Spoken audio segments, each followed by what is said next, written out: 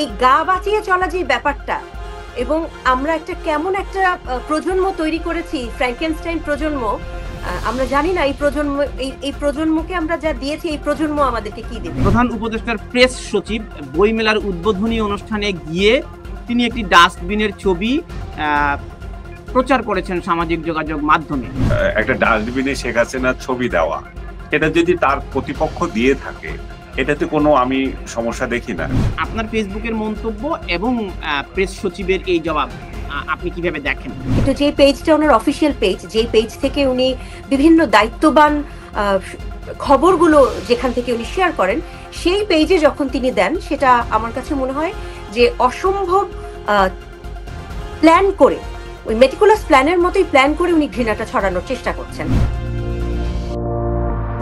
IPCO brand selects only the best products for our customers.